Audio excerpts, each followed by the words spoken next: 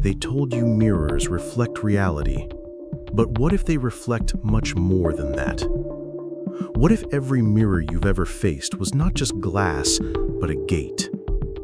Since ancient times, mirrors have been revered, feared, and hidden from the unawakened mind.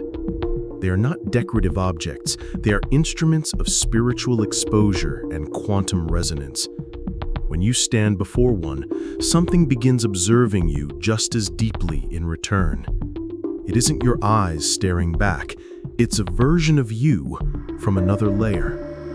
A mirror is a perfect paradox, solid yet transparent, still yet always in motion. In ancient rituals, shamans used obsidian mirrors to open doors into the astral world. They believed each mirror absorbed energy, memory, and fragments of the soul over time. This is why old mirrors in abandoned houses feel heavy, charged, even haunted. Science calls it quantum entanglement. Mystics call it spiritual imprint, but the effect is real. Have you ever felt uneasy looking at your reflection late at night? That discomfort isn't fear of self, it's the unconscious sensing of layered realities colliding. Mirrors do not merely show what is, they echo what hides behind the veil. Every glance into a mirror becomes an observation, and in quantum physics, observation changes matter. The observer effect proves that intention alters the outcome even before action is taken. So what happens when you observe yourself, observing yourself through a reflective surface? A loop is created, and energy builds, amplifying frequency and opening etheric currents. In the esoteric teachings, mirrors are aligned with water, the element of emotion and depth. This is why mirror scrying often involves liquid surfaces like black ink or still water. The surface becomes a liminal space, neither here nor there, but something in between. Spirits are said to travel through mirrors because mirrors are vibrationally neutral and receptive. They are gateways by nature, ready to channel whatever resonates with the observer's intent. Magicians from ancient Egypt to Renaissance Europe framed mirrors with sigils for spiritual protection, not to ward off demons, but to regulate what energies were permitted to pass through. Because when you gaze too long, something might begin to gaze back with equal focus. In dreams, broken mirrors symbolize fragmented identity, fractured timelines, or breached spiritual contracts. Even in folklore, breaking a mirror invites 7 years of misalignment, not just bad luck, because the mirror stores not just your reflection, but a pattern of your energetic field. When shattered, that pattern is released chaotically, distorting the flow of your spiritual continuity. There's a reason mirrors are covered after death in certain cultures and ancient traditions. The soul, disoriented after crossing, might become trapped between realms, confused by its own image. They say the mirror steals a piece of the soul when gazed into unguarded. But maybe it doesn't steal it. Maybe it preserves it, waiting for recognition and integration. Mirrors have memory, not in bits or data, but in vibrational signatures and holographic impressions. Every word spoken near a mirror resonates within its reflective structure, embedding into its quantum field. This is why arguments, sorrow, or rituals performed near mirrors linger long after the moment. They capture not only light, but emotion, frequency, and echoes of intention. Quantum physicists speculate on parallel realities branching off with every decision we make. What if mirrors are thin places where those timelines bleed through, touching one another briefly?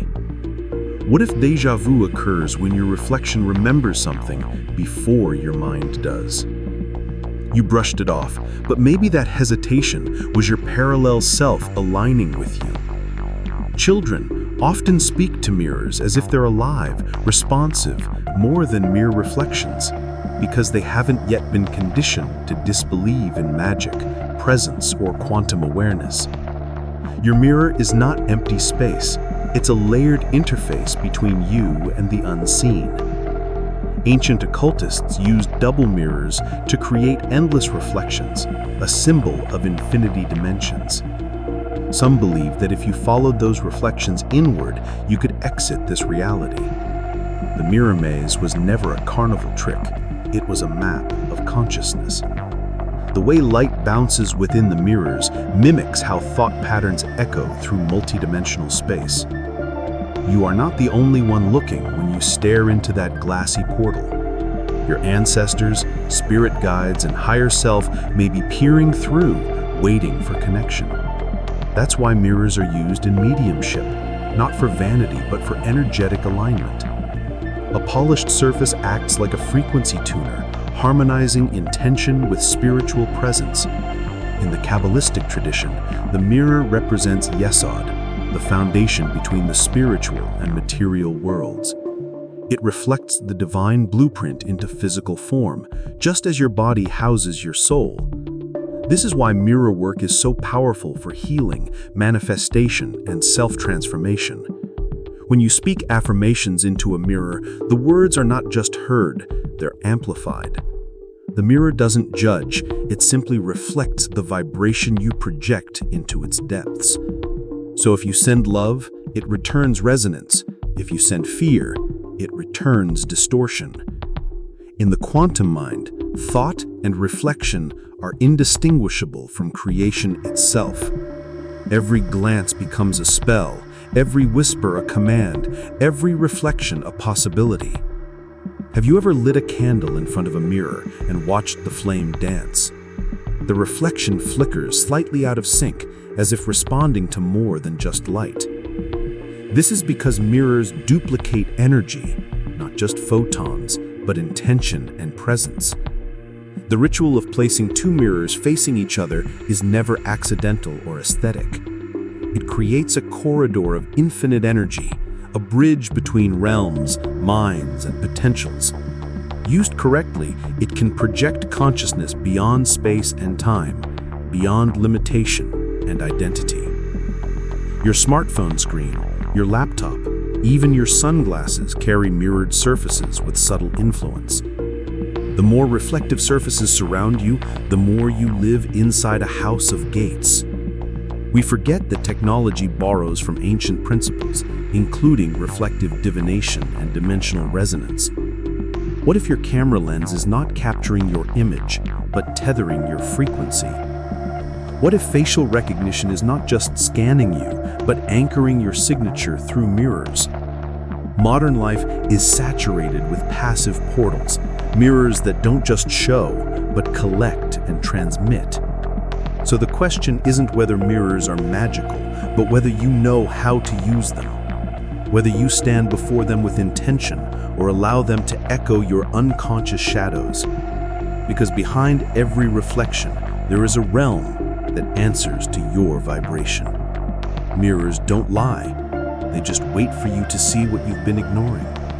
They show not just who you are, but who you're becoming and who you've always been. And once you understand this, you can no longer look into one the same way. You begin to notice the subtle shifts, the movements, the gaze that isn't quite yours. You begin to wonder which version of you is trapped behind the silver surface. And more importantly, which one of you is real and which one is watching from beyond. If the mirror reflects more than your face, imagine what else it remembers. You're not just watching yourself, you're awakening your multidimensional self through awareness. So if this truth resonates, you're already halfway through the glass. Subscribe to wake up and step beyond the reflection they taught you was safe. Because the mirror never lies, but it will reveal what you've been avoiding.